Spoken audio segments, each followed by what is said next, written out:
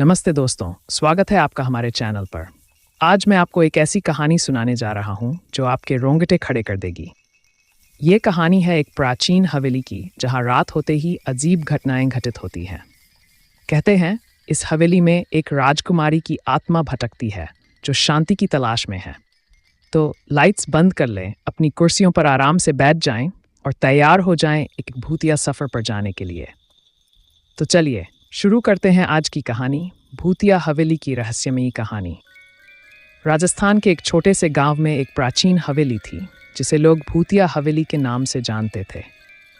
इस हवेली का निर्माण 8वीं शताब्दी में हुआ था और इसके चारों ओर अजीब अजीब कहानियां प्रचलित थीं। गांव के लोग बताते थे कि इस हवेली में एक राजकुमारी की आत्मा भटकती है जो रात होते ही एक दिन गांव में शहर से एक युवक रवि आया। रवि को भूतिया कहानियों में बहुत रुचि थी और उसने सुन रखा था कि भूतिया हवेली में कुछ असाधारण होता है। उसने तय किया कि वह इस रहस्य को सुलझाएगा। गांव वालों ने उसे बहुत समझाया, पर रवि ने उनकी बात नहीं मानी और हवेली की ओर चल पड़ा। रवि ने शाम होते ही हवेली में प्रवेश किया। अंदर का माहौल ठंडा और भयानक था।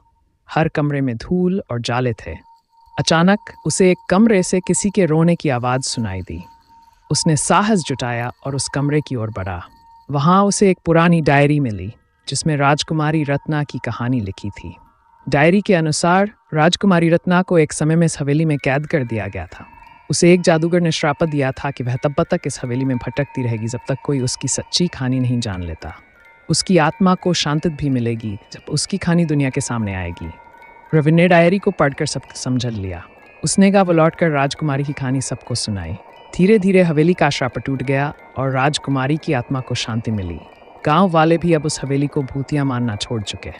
रवि की साहसिकता और सच्चाई की खोज ने राजकुमारी रत्ना को शांति दी और गांव वालों का विश्वास फिर से जीता। अब वह हवेली एक ऐतिहासिक स्थल बन गई जहां लोग उसकी रहस्यमयी और भूतिया कहानी सुनने आते थे।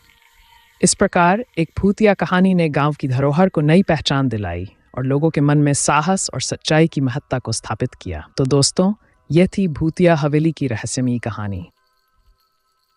उम्मीद है कि इस कहानी ने आपके दिल में डर और रोमांच दोनों का अनुभव कराया होगा।